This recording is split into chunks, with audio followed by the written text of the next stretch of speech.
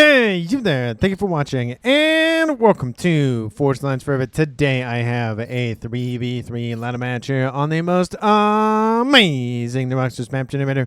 So let's go ahead and introduce our teams and our players. Starting off with Team 1 in the northeast side of the map, also known as the blue team. Ending with Team 2 in the southwestern corner, also known as the red team. Starting off with Team 1's southern player. They are tightly packed, or somewhat tightly packed in their little island over here. So they should be pretty quick introductions. We have Dyson V12 Vacuum. He is a UEF. I guess he really likes his Dysons. He is a 1404 rated, playing as a UEF. To his northwest, we have in royal blue Alligator 96. He is a Seraphim. He is a 1588 rated. He is the highest rated player on Team 1. And again, he is a Seraphim. And to his east, another Seraphim for Team 1. It is Pineapples 3. I guess he has 3 pineapples, I guess. He is an Amethyst Purple as a 1526 rated. So for Team 1 side of the map, or Team Blue, we have 1 UEF, 0 Cybran, 0 Aeon, and 2 Seraphim. Take a look at Team 2's northern player in Ruby Red. It is SA, playing as an Aeon, the one and only, I believe, of the game in Ruby Red. He is a 1425 rated. To his south in Chevy Crimson, it is a Baller, playing as a Seraphim. He is a 1641 rated. He's the highest rated player on Team 2 and in the game overall. And to his west, the one and only Cybran of the match. It is Salem Moon. He is in orange color orange as a 1522 rated. So for Team 2 side of the map, they have 0 UEF, 1 Cybran, 1 Aeon, and 1 Seraphim, which means for the entire match, there are at least one of each of the factions. But again, as a reminder, Team 1 or Blue Team has the only UEF in the game, and Team 2 have the only Aeon and the only Cybran in the game. And for these 6 players on the map, let's take a look at the reclaim situation. Currently sitting at 3,300, which is not a lot, to be fair, but it's a little over 500 mass, which is something. And that's partly the lacking reclaim is partly due to just the map that, as you can see when the video just started, there's a lot of water. There's kind of 3-ish lanes-ish in the game for water. We have, this little avenue here. We have this little avenue here, and then you can kind of snake through the middle of the map here, so kind of nice little X formation in the middle. So there's going to be probably more focus, I would assume, on these 2 lanes, with maybe some shots going in this way or this way, but most likely just focused on these 2 right here. There is a little bit more mechs expansion here for our players. A little bit, not a lot. There's a quad mechs position on these little banana-shaped islands, and then a couple of mechs on said island as well. And then in the middle, there's a couple mechs here, a couple of here, and then a couple back there. I probably should mark on the same side of the map down over there. And there is another slot, which looks like it could have been a 4v4 game, but it just ended up being a 3v3. There's a 5-star mix position here. Technically, those wouldn't count if there was another player for expansions, but since there's only 3, somebody looks out. And for Team 2, that's SA, and for Team 1, that is Dyson. I would presume with a game like this and the limited amount of players, everybody's going to dip their toes in the Navy a little bit. I'm looking at you, backline players, Pineapples, and Sailor Moon. They might dip their toes. I feel like they're going to be a little bit more focused on the air game, trying to get at least a T2 for those torp bombers, and of course T3 for the strats and the ASFs. We have landings from Team 2, Sailor Moon over here to the northwest, and landings over here from Team 2, also from Baller. We see Team 1 is counter landing from Pineapples, getting some nice facilities online to ensure his dominance there. We even see that Dyson has actually moved his comm pretty close to that frontline position to be able to secure it quite nicely. Hover is going to be a very important thing in this game. Team 1 has a UEF, so he doesn't have access to hover. Team 2 has a Cybran. He doesn't have access to hover. So the other 4 players in the game have access to hover in main line. Like they have not parachute. They have asylums / T3 asylums with their hover. They have flak. I mean, the UEF player of Dyson does have Riptides, but that's it. So he doesn't really have a lot of hover to his name. He'll probably focus more on the T3 tech with those battle cruisers, those nice Neptunes. We do see the facility here for Team 2. Sailor Moon is taking a hit. There are some more bombers inbound. Team 2 trying to defend it. Team 1 really trying to kick out the rest of the defenders. They're actually going after the AA emplacement so that more bombers can come in and wipe it out. The wall section is down around it, so a couple of forces could just walk over or hover over and come say hi. SA moving into his comm. A similar situation we see for Dyson. Team 2's Baller sending his comm over there. We even see Alligator moving in. So given the fact that it is a 3v3 game with not a lot of water, there's not a lot of land, we are probably going to see some comm actions. I wasn't expecting it in a map like this, so it's nice to see that from these players and just trying to defend whatever scrap of land that they can get. And again, is this going to be a secured emplacement for Team 1 long term? No. Is this going to be a secured emplacement for Team 2? No. I mean, given the proximity of the naval facilities from both teams, there's no way it's going to be there, 40 minutes in, 35 minutes in. It's going to be there maybe till 20, maybe, but after that, it's going to be very lax in strength. We have comm action between Baller of Team 2 and Dyson of Team 1. Baller focusing on the mexes. Well, oh, there he goes. Now he's switching over to Dyson's comm. A couple of Zooey on the nice little water that gets shot at by Dyson. A little bit of efficiency for him. A couple of subs harassing some Thunder-class frigates from Team 1. Frigates harassing some engineers, I guess, that were maybe here. Yeah, a couple of engineers are dead.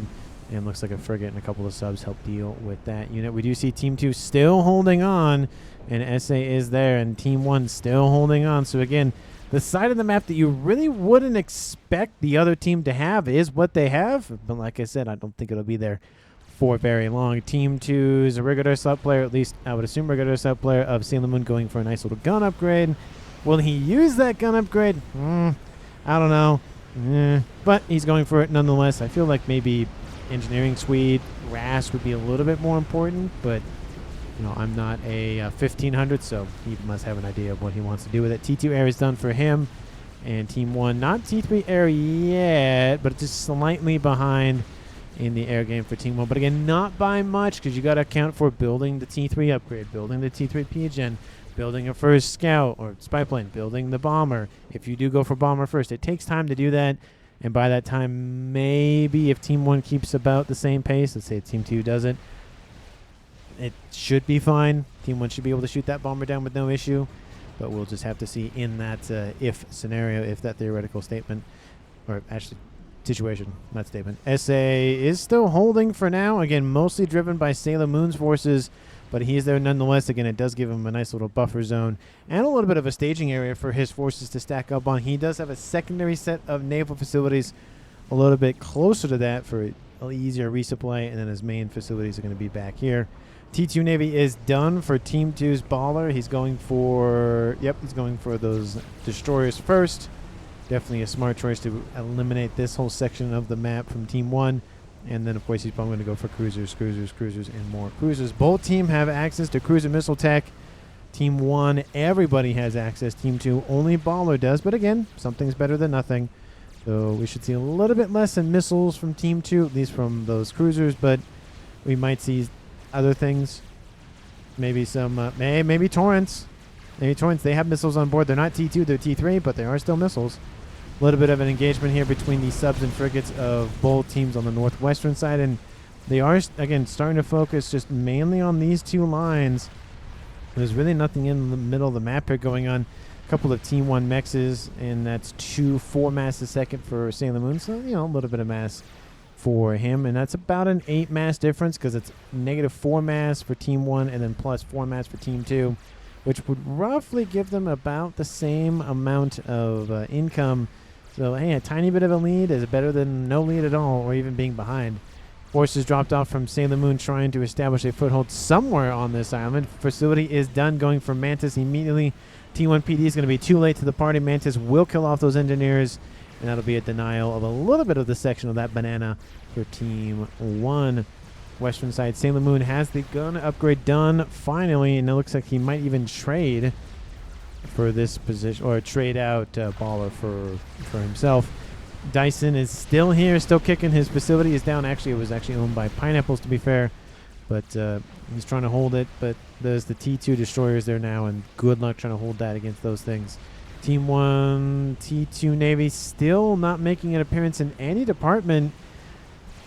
It's not looking good for Team 1. I feel like they did go for T2 land, which, I mean, they have hover tech, they have, you know, the blazes, they have the T2 flak, they have the asylum, so they actually not that they're Seraphim.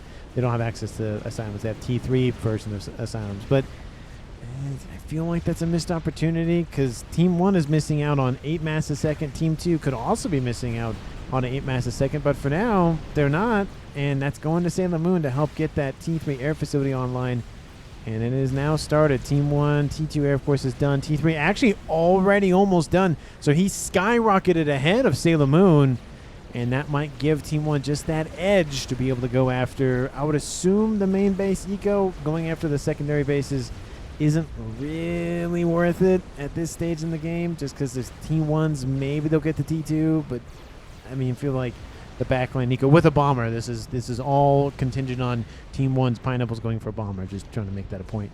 Gun range started for Essa. He has sensor package, so this is a view of what Team 2 can see about Team 1's side of the map, and then this is what Team 1 can see about Team 2's side of the map. So a little bit more knowledge for Team 2, but not by much.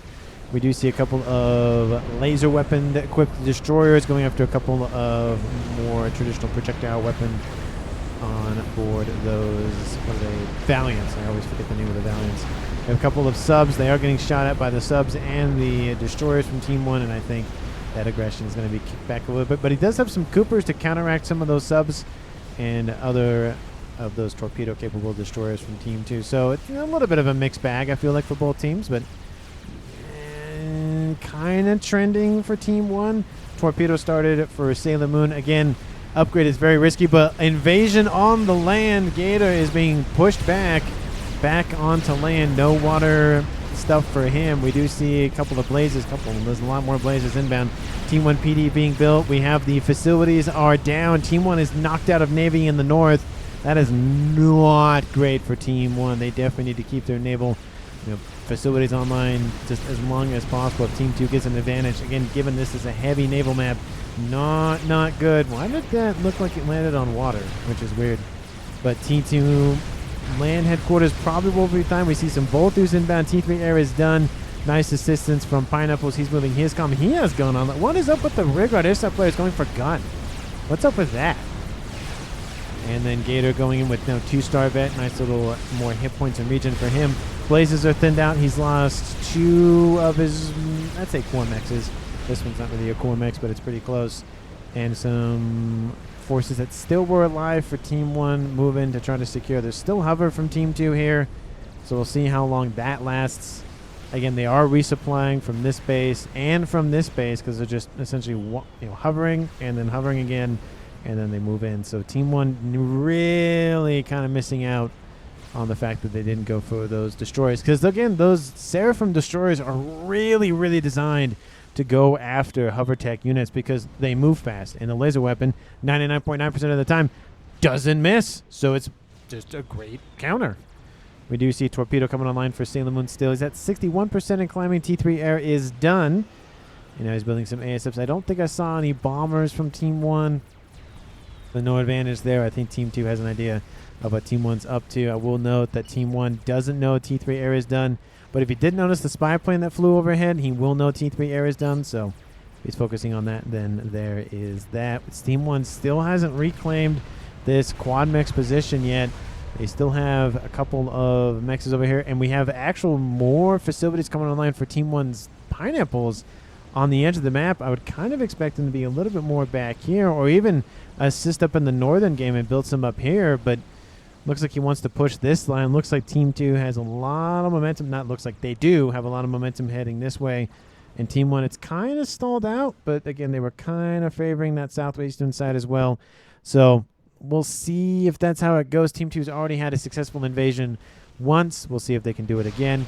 And again, torpedoes are absolutely useless against hover tech. So those forces are going to go after the frigates, but not any of the other things. ASF's moving over the top of Sen Hovertech just to thin out maybe some inbound gunships from Team 1 if they so do appear. We have gun started for Alligator. Again, Pineapples has gun already online, And 2 gun comms against some hover. The hover's not known for its damage. It's known for its versatility of just going pretty much anywhere. You really want hover, again, in these scenarios because there's, environmental issues of just having land forces cross the map. Now, again, you get a lot of them together and 1,000 anything kill anything sort of thing. But again, individually, their damage is not great. And you can see, look at the effectiveness of these Seraphim destroyers. These ones are just, going back and forth and back and forth. And this really doesn't take a lot of APM to deal with them. Just, again, you queue up a couple of movements like this, and that's about it. And these shots from these Valiants are missing, not every time, but a decent portion of the time, which means if your opponent has bad accuracy, as long as you're keeping your shots pretty well tight, you're going to win that fight. And you can see that 4 destroyers online for Team 2 and only 2 for Team 1. It didn't count initially. But look at this. We have now the forces from the western side are moving into the east. There's only a couple of facilities here for Team 1. 1 T2, and I don't think that thing's going to last much longer. Team 1 might get fully locked out of Navy here, at least in terms of the technology situation. Destroyer is going to be able to fall back, maybe, but this is the concern. There goes the T2 naval headquarters for Team 1's Dyson, and for now, it's not a complete naval lock, but looks like Team 2 has maybe spotted something down here. Yep, they've spotted him. They're going to wipe Team 1 off the map in terms of Navy. Not looking good. Team 1's going to have to turtle considerably to deal with this. Now we have units continuing to push over here. Some of them splitting this way. I wouldn't be surprised if some of them keep going that way. And the eco is just not looking good for Team 1. You're rooting for Team 1. They are not looking good. I don't know. I was going to say Gator, but Alligator coming in with his gun upgrade to assist the eastern side. A couple of PD have been built. And it looks like they cut off the reinforcements, so they've actually dealt with the rest of them. But still, this hover tech force still here hanging out. That set of T2 mexes, that other base worth of mexes that I mentioned, is now down. That's 6 times 5. That's 30 mass a second, almost like 20. And that's, again, about Team 1's lead is now gone. Team 2 barely behind. That might be power related from Ball. Oh, yeah, that's related from power. I don't think he's that far behind. But he's not doing well on power, at least for now. Air grid being expanded upon slowly from Team 2 Sailor Moon. And, of course, Team 1 in the northeast. T3 Air not really being expanded upon as much anymore, but they still have some facilities nonetheless. They have to deal with this hover tech nonsense from Team 2, or it's going to crush them considerably. Nobody has a T2 naval headquarters besides in the northwest for Alligator, which is now built, not even rebuilt, it was built. We do see some torp launches being built to just try to deal with these destroyers from Team 2's SA. Again, I would confuse Baller and SA. I know I am. 22 minutes, 25 seconds on the clock. Team 1 and Team 2 have not lost a player. There's been some shots traded between players, but nobody's dead yet. And again, a game like this, you don't really expect that many dead players, if at all, which, again, even that rarely happens. That happened one time, and that's 700 plus gas, one cast that actually nobody died in.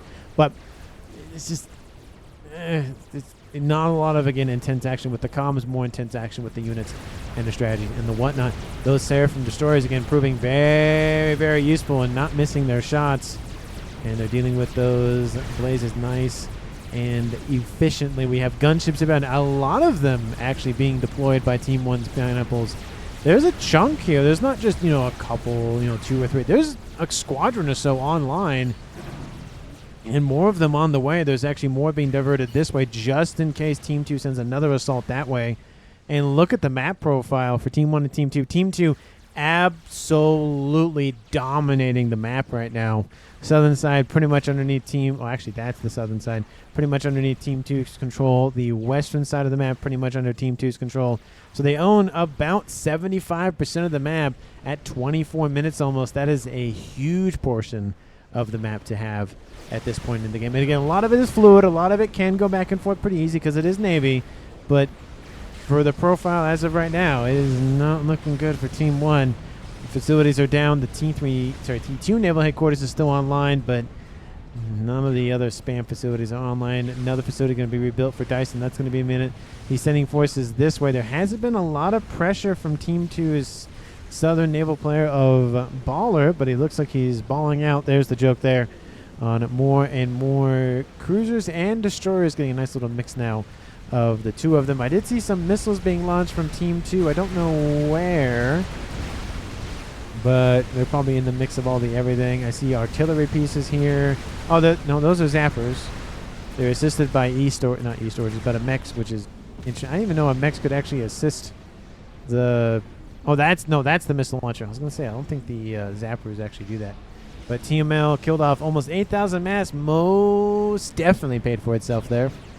Nice little grab there from Team 2 Sailor Moon. And again, he's kind of playing a little bit of land, but mostly air, and he's still doing a very good job of air. Gunships.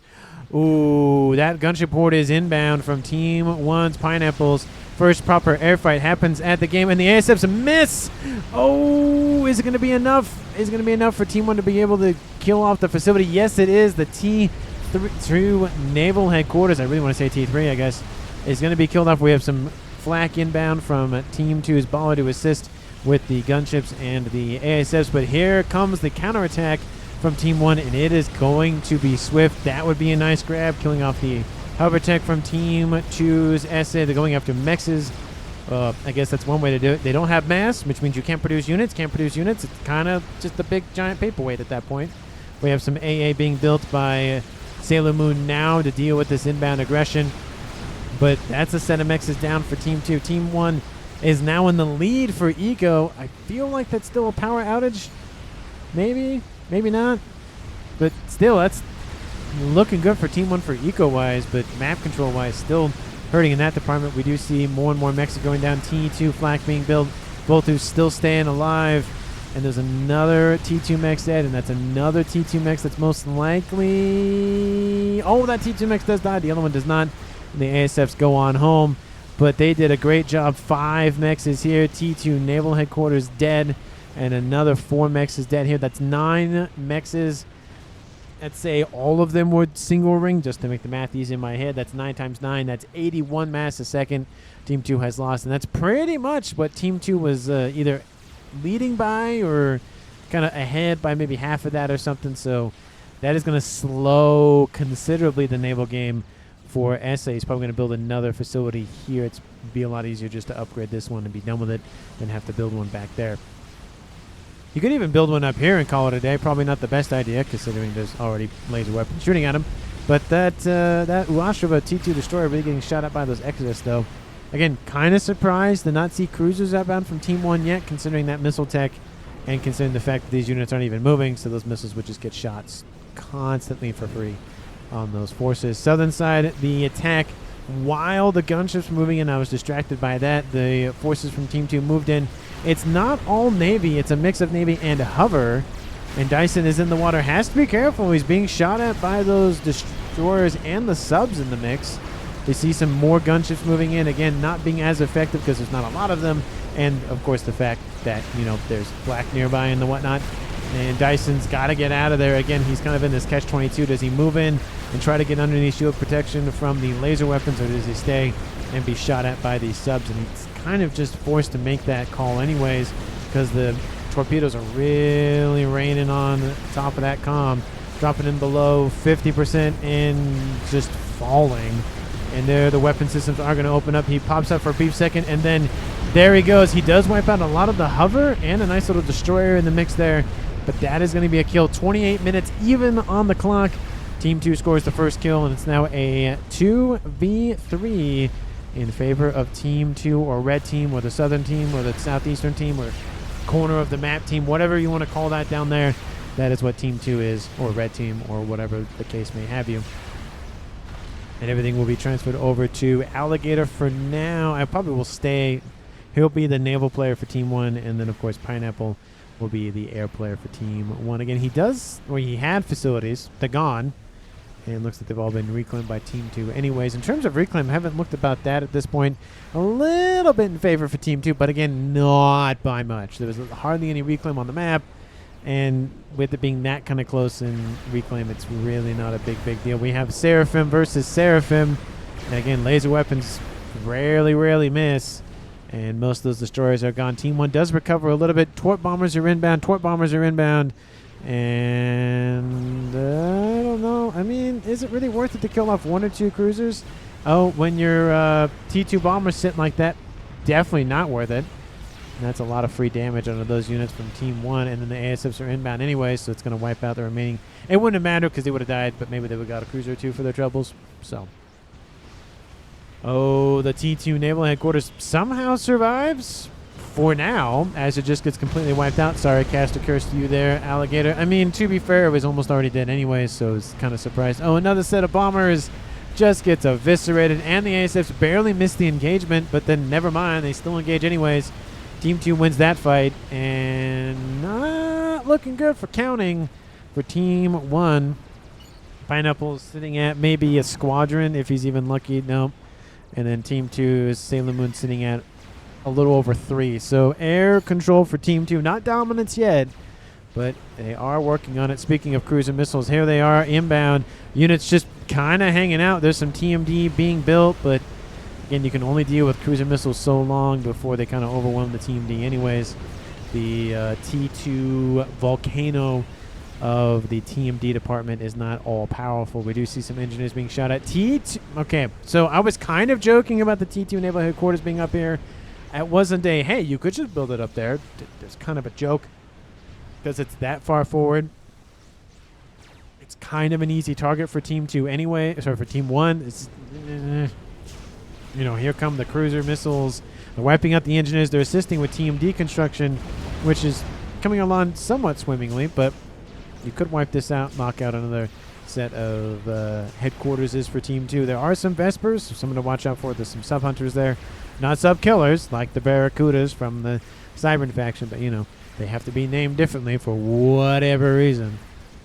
Oh. Okay, so, again, with the trend of let's build an air experimental for either distraction purposes or whatever else, because we don't have air controls, so we'll just build it anyway. Yes, you could build it. It's not as effective.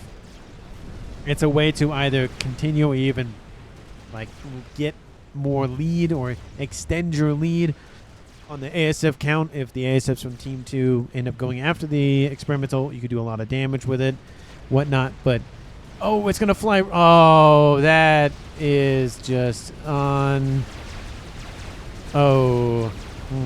Well, or, oh, that's got to. Well, see, and again, it's definitely unlucky for Team 1 for sure because the ASUs happened to move it. I don't even know if they knew it was there or not, but ouch. That's that's gonna hurt. That's not great. I love how somehow the RAS is done, or the ARAS is started before the RAS is done. That's probably just a message. It was probably already primed, and so it just immediately started in the message of, hey, it's done now kind of thing. Popped up. I just find it funny that he starts another upgrade, the advanced upgrade of the thing that he just built, even though it's not technically done, but it is technically done. But anyway, still no T3 Navy from Team 1, and no T3 yet. This might be just a T2 Naval game. Again, it's not a big map. I mean, you can't even see the north or southern edge of the main play space. You can see the edges, of course, which you can't see down here. So it's probably about a 13 by 13 map with 3 players. It is a decent size for 13 or for 3 players on each team by a 13-13 size. But again, it doesn't take very long. Just go boop and then boop or whatever direction they want to go. And again, ignoring the middle of the map, those mexes are still there. I don't even know if they've ever been destroyed. They're just sitting there. Air fight still airlocking Team 1. Have no idea what that was about. Do not tell me they started another one and then immediately got killed. Do not tell me that happened because it looks like that's what happened. But that's not looking. Where's the AA being built by Team 1? There's some mixed in. There's not a lot. Oh, Strat Bomber comes in. A couple of them actually targets a T3 Pigeon. Doesn't kill it off. At least it targeted the one that was next to the headquarters. Do a little bit of damage to it, but it's very much. It's somewhat anti-cascade. There's kind of, a little bit right here, but not really. And it's really right about here is really some of the cascade situation. And they're getting from more facilities. But the T3 air headquarters is kind of isolated from that. Love to see that. Okay, I just am completely lying about the fact that this is not a TP naval headquarters. There is. And yes, he is going for the best unit in the game for Navy. That is the Battlecruiser, the Neptune, the glorious unit that it is. Again, doesn't have a lot of hit points comparatively to the Summit. Doesn't have the range comparatively to the Summit. And it doesn't. There was another thing I mentioned in yesterday's video, which that's a really good video as well if you haven't checked that out. Such a back and forth. I was just amazed by the end result. It has one other flaw. Oh, and it's a direct line of sight weapon. So as much as I say like, oh my goodness, look at the Seraphim, destroyers, they're so good, blah blah blah blah blah. They're a direct line of sight weapon. There's no arc, and so there's even a smidgen of a hill. They are not shooting above that. So that is the one downside. Looks like some Optims wanted to come say hi in the water, and I don't think Team 1's going to take kindly to some watery invaders. And then once the Optims come say hi, yep, it's going to get lasered anyways. And there's even laser weapons on the ground anyways. Is that a nuke? That was a nuke from Team 2. Sailor Moon is what that was. And does Team 1 have an SMB? I thought they were building one earlier. Ooh, did it die? It might have died because I thought they were building it. Ooh, that air grid's going to die. Ooh, look, they're going for another one. I don't think that's a good...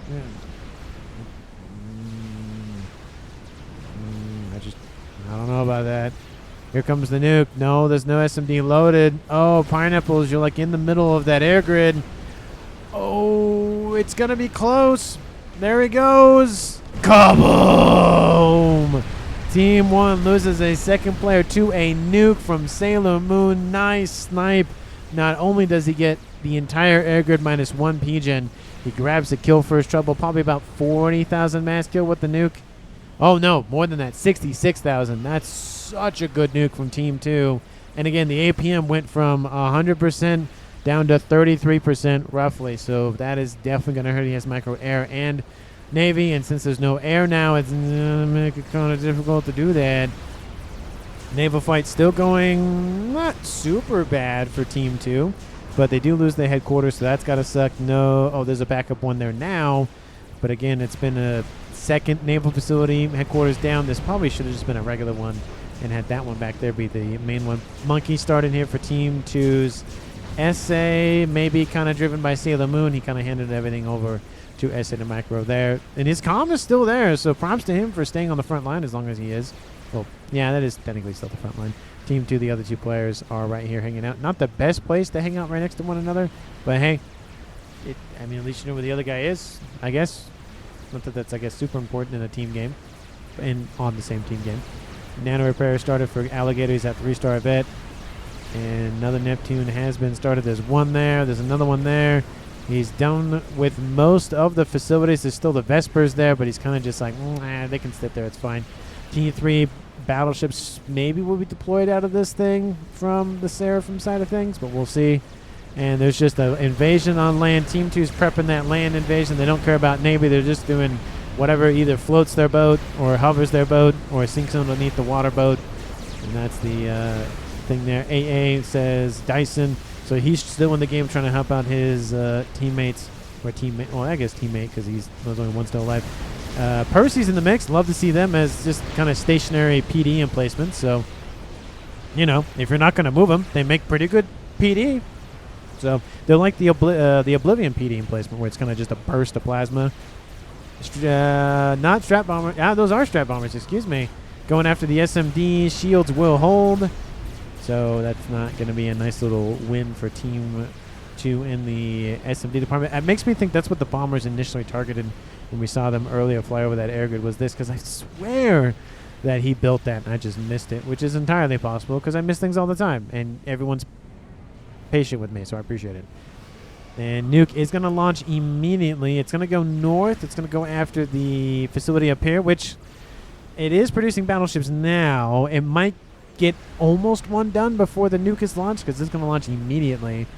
But there's still that T3 naval headquarters here, but it's still producing just Neptune. So the long-range battleships still haven't made an appearance yet, at least for Team 1. And Team 2, they have still T2 Navy. They do not care about T3, but look at this. Team 1 is making inroads. Oh, hello. I'm going to just edge on the map right there. We'll see if that works out for those Optims. It hasn't worked out in the past, and it's not doing great, but we'll see if it makes it this time.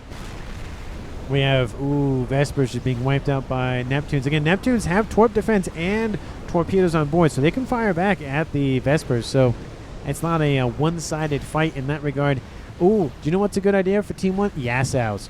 Yasows would be a good idea for alligators to go for Alligator 96, just because that would be nice to have, and then you can just really rip apart all the stuff in the water, especially that nice little monkey lord that's still sitting there. Team 1 finally getting back to roughly where they were in the beginning of the game, and Team 2 defending with whatever they have. Autumn's in the water with torpedoes. We have, again, the laser weapons kind of being not necessarily outranged. There's actually no Neptunes in here, so never mind. Just forget what I said about the outranging, and hear what I said about that tiny little hill. That's kind of affecting the line of sight. Another nuke inbound. Yep, it is going for that. Like we saw, one battleship did get finished if it gets out of range, and that second one not going to work anytime soon. I love how there's just engineers hanging out up there.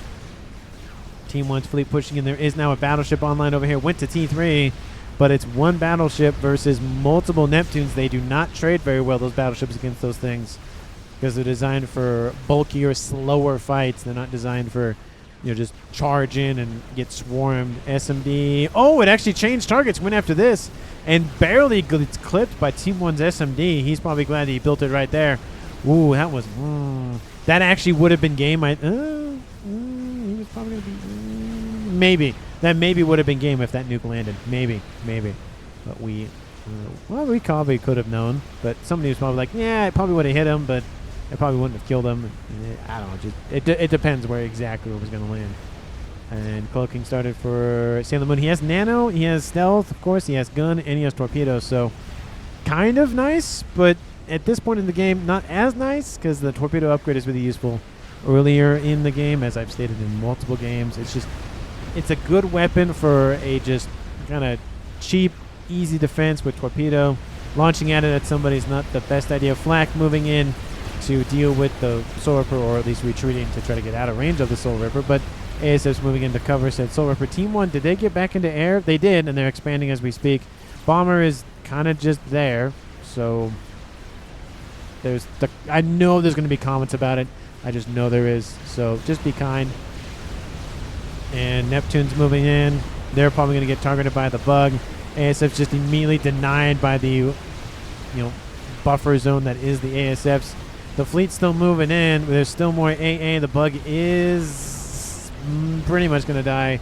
And that third headquarters for Team 2's SA is not going to survive much longer. And again, like I said, those Neptunes, they trade very well against a lot of stuff, especially battleships. They just are absolute monsters when it comes to that thing. Look at the hit points just fall just based on the laser weapons alone from both the Seraphim ones and, of course, the UEF ones. The UEF is like, hey, we'll take your Seraphim destroyer and just make it bigger. And that's the Neptune. It's almost like, besides it being submersible, the destroyer, the Neptune's like, yeah, we can't submerge it, but we'll put TMD on it. That's really about the difference. Sonar, submersible, radar, torpedo, torp defense. TMD, torp defense, torpedoes, radar, and sonar. So yeah, essentially the same thing, except it's not submersible. It's bigger. It has better range. It has more technical, cannons on board, or laser beam weapons, whatever. And yeah, that's the Neptune in a slice of Kaiman. I have no idea where I'm going with this. I'm just going to end it and keep going. Anyway, attack on the eastern side. Again, really being driven by Team 1's western front, or this place, Alligator's western front. He's just ignored building stuff over there. I mean, Team 1 has lost multiple facilities there, so it's not really worth it. This is more protected at this point. He has 2 T3 naval headquarters. T3 is now done in producing their own battleships. They see the danger. Bomber inbound. Let's see if Team 2 does it better. Ooh, that's a good target. That's a good target to go after. Oh, and then it doesn't go after it anyway, so never mind what I just said. Looks like the Torp bombers are thinning out the A8. That's definitely a smart idea. Use the weaker, more cheaper units, and then let some of those Neptunes kind of got out of range, but that one's lost almost 50%, and then here comes the bug, the one that barely survived. And definitely more AA needs to be built on board, or at least built more AA-capable ships for Team 1's fleet. The entire fleet is being pushed back. Another section of Neptune's not going to feel good. This one's down. That's unfortunate. Why is the squiggle line so... And cruiser coming in. And it's going to be close. Bombers inbound. It's going to go right on top of that cruiser. And, oh, the bug is still somehow alive. Ooh, a little bit of friendly fire there, but not terrible. And that bug now has a friend. 2 bugs and 1 Awasa bomber. Team 1 has nothing. They do have an Atlantis that's being built, so there's that. And ASFs are inbound. Are they even going to target the... that they completely missed? They didn't even open their weapons. They didn't even do an initial... What happened with that? They just flew through it and went, nah, it's fine. So that was interesting. Monkey Lord is inbound. T3 Naval Headquarters is going to be targeted. Alligators is barely underneath the surface, so he'll be protected. He might have been dead because of that. Not Bug. I keep saying Bug. Monkey Lord's like, oh, that was a bad idea of what I just did, and now I'm dead now. So that was not great. He did almost wipe out the naval facility, and it looks like Nuke's going to nuke some a couple of T3 mechs there. So nice little grab there. There's no other SMDs in the area, so nice job there. And SMD covering the naval headquarters up there. Love to see that. There's not one over here. A little unfortunate. Counter nuke being built by Team 1. I love how it's both PGens and mass fab assisted, so it kind of decreases the cost for power and mass that way. Another section of units can be killed up by the Awasa bomber. Already immediately better than Team 1's. Oh, nope. It gets edge nuke nice and quietly. And that's 5 T3 mechs single ring, so that's over 100 mass gone for Team 1. Kaboom! And Team 1 still below 1,000 mass. Team 2 barely below 1,000 as well. Another nuke. Now it's at 101,000 mass. Artillery piece started for Team 2's Sailor Moon. So this game is kicking off into the end game stage of the match. No game winners in sight yet. That doesn't mean that somebody can't just spam one up here real quick if they really have the mass to do that. So really at this point, this nuke is turning into a game ender. And it looks like the next nuke is going to launch here, which will be knocked out of the sky by Team 1's Alligator. Yeah, oh yeah, most definitely going to cover that thing for sure. Bomber still getting shot at. Not as bad, though, as that first one that just got absolutely annihilated that I probably should start harping on because I don't want to focus on one specific mistake constantly. But nice group of battleships here. Do see a summon in there. Love to see those. Would like to see a little bit more Neptunes, but hey, he does have an Atlantis online, so can't fault the guy in that regard. First of the 2 naval experimentals has been built, and I was still getting some value. It's wiping out some T2 units, and it's also taking some damage, but doing damage to the battleships nonetheless.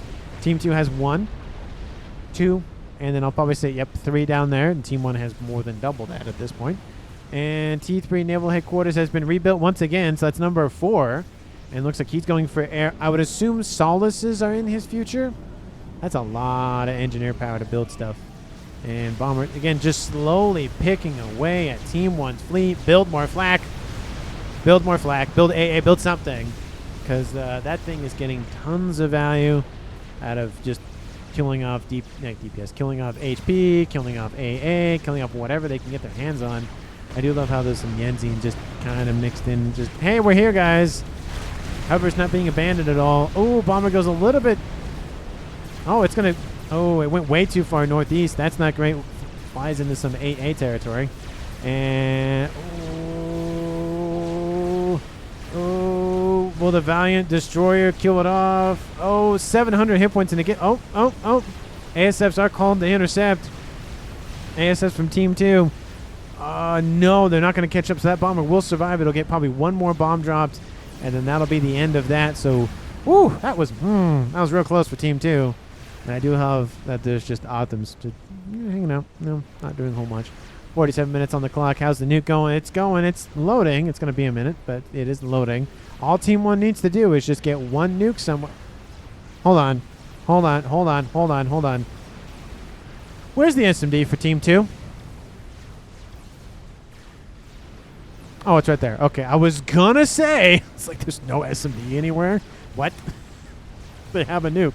Why do you not have an SMD? And especially this late in the game. That's going to be target priority for Team 1 if they know where it is, which they don't. But they might know soon. Might being the emphasis on that word. Awasa Bomber, again, just being held in reserve. And Team 2's fleet is being pushed back. No pushback on this western side just because Team 1 is just stomping that. Right now, nothing in the naval department from Team 2. It's just reclaiming, just pray, I guess, at that point. Artillery piece is almost done. It's almost in the green. I don't know. The naval game is starting to not look good on this eastern side now. Okay, please submerge your Atlantis.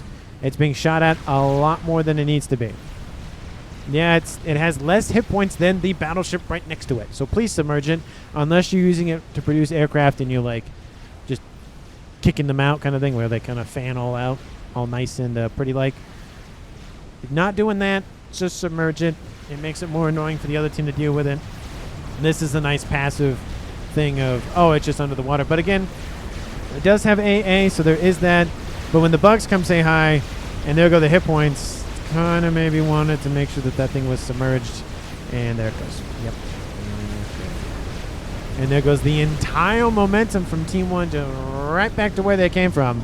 Because there's not a lot of AA there. A lot of DPS in terms of going after naval units and whatnot, but the air has been dominating for Team 1, sorry, for Team 2.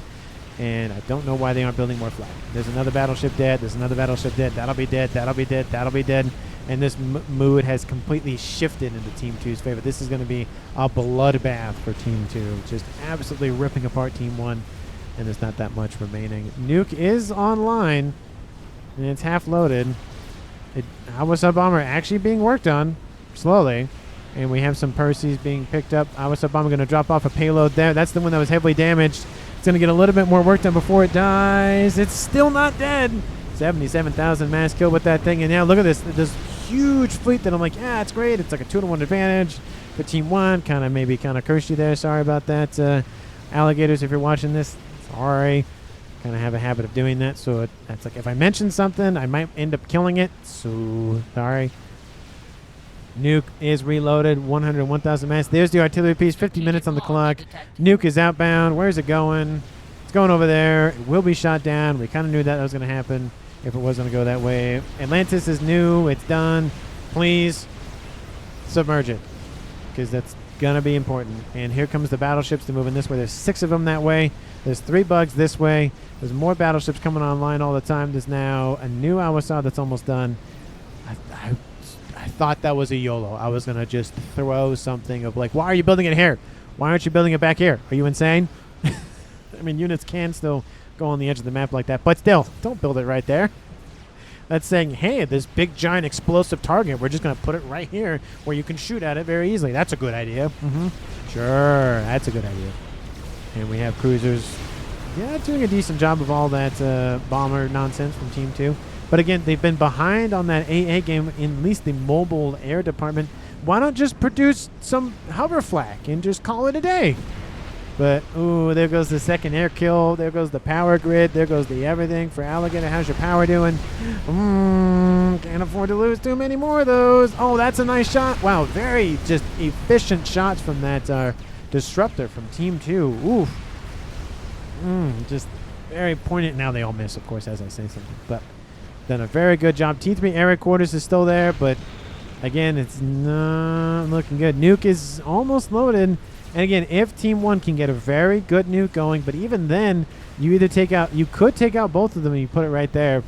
And yeah, that would help kind of give you more buffer zone. But there's, again, 3 bugs and 2 Awasad bombers and a bunch of naval vessels that are not being shot at. And I mean, Team 1 can still come back in this game, but now they're targeting SMDs, and you know which way this is going. ARAS being started on Alligator's comm. He's getting more shields to protect it. Love to see it. Nuke is almost loaded. Again, if he doesn't know where that SMD is and he launches that nuke, he does know where it is. He just might have to make a... What is this? Oh, hello. There's some Perseus coming to say hi on the western side of the map from Team 1. That's where they were going, being loaded on those Continentals. And oh my goodness, the Restorers and the whatnot came to say hi. And the PGen's not going to die. And those other Perseus are like, yeah, it's not going to go very well if we come out of there. We're just going to sit there anyway, so never mind that. And there's torp bombers shooting at us, so that's not going to work either. So we either get shot at by a bunch of gunships or shot at by a bunch of bombers, and it's just kind of not a good situation to be in. And maybe they should go this way and just completely ignore all of the nonsense that's over here. Again, this should be target priority number 1, not because it's an because it is an SMD, but because it's the only one. It's the only SMD, and you could wipe that out and then wipe both these out, put it right smack dab there, clip both those, and that's the end of that. And then it's just a Navy game for a little bit. But that ball of restorers is kind of not looking good. And again, they're not good to air-to-ground weaponry, but again, 1,000 of anything will kill anything. So they're going to get wiped out incredibly fast, but that frees up the bombers to come in and come say hi, the bugs to come in and come say hi, the other battleships, and those are really like stacking up quite nicely. Dang, the assembly line for Bala. Dang. And that's another battleship dead. There's still some flak in here from the other cruisers, but the gunships just don't care, and the experimental gunship, the bug, doesn't care. Is the... Oh, there you are. You are submerged? Okay, you are submerged. Okay, so you're dead. But ASFs, a couple of them, isn't going to be enough, especially with restorers and especially with ASFs right there. Ooh, maybe back up from that. That's probably not a good idea to just kind of sit in the range of those explosions. Ooh, there goes another fleet from Team 1. 54 minutes on the clock. That nuke better be legendary because it's not going well. And that headquarters is not looking good. There's still A. Is that AA or is that PD? That is PD. That's not AA. Probably needs more AA. Needs more salt. Yeah, needs more salt. Another. Oh, that's unfortunate. Yeah, well, you know, you can't win them all, I guess. There is some AA on board the aircraft carriers, and here comes the bombers. They're going to wipe out the thing producing Neptunes and Summits and get that off the chessboard. There it goes. T3 Naval headquarters for the UEF side of things is down. Air grid is chopped in half still. We have more pigeons being assassinated. GG's in the chat from Alligator. He kind of sees that it's over. He did a very, again, given the fact that it was, you know, one player died for Team 1 and then another player died for Team 1, he did a pretty good job considering. GG's in chat from both teams. Love to see that camaraderie going down. And everybody knows at this point it's inevitable. It's Thanos. He's mostly inevitable, I guess. But here come the... Still, you did not die. The 106,000 mass Awasaw bomber. 101,000 nuke. And that nuke... Okay, please launch the nuke before you... If you depart. Because at least do something with it.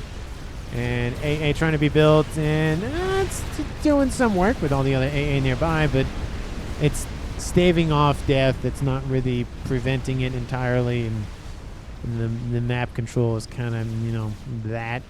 So Team 1 owns the entire west. Sorry, Team 2 owns the entire west. Team 2 owns the entire south. And yeah, it's kind of been 75% of the map for Team 2 for a while now, and that gave them a lot of cushion. They didn't have to worry about being shot at by all the everything from Team 1 on their base. Here comes a nuke. Oh yes, it's from Team 1. Where did you nuke? Where did you go? You went. Okay, well, you know, that's out of range of the SMD, and both those players from Team 2 go absolutely not. So that is going to be a good nuke. Kind of late, to be honest with you. But hey, that would have been a good opener for that force that was inbound multiple times. And what's the mass look like? 315,000 mass on the map. Reclaim situation in Team 1's favor. But again, at that percentage, not by much. And a little bit of Pac-Man. Oh, he's fine. Kaboom! Nice little one of those like bigger, you know, those pellets that he can eat. But the T3 Naval headquarters is fine. It looks like he was trying to assassinate a comm, and honestly, that SMD range, he probably would have had to hit it here. But there goes the departure from Team 1. Wasn't a kill. Actually, it was a Control K, but it, you know, it's essentially a departure. Team 2 wins it. Flawless game, almost 57 minutes even on the clock. Nice game from both teams, but Team 2 won it, and that first nuke on the air grid definitely set things in motion from Team 2. You know, you killed off a player and you killed off the air grid. It really gave Team 2 air control, and at that point, there's really not a whole lot you can... I mean, he did do his best to really force back Team 2 at most junctions, but yeah. Also, the Awasaw bomber not even leaving the base and being shot down, that didn't help as well. So there's that. But anyways, a good game overall. Hopefully you enjoyed. No game enders. Sad face, but not every game can have game enders. Thanks so much for watching to this point in the video. Actually, this point at the end of the video. Hopefully you enjoyed. Again, if you did, hit the like button, subscribe, share, do all the YouTube things that YouTube loves to see, and I will see all of you in the next one.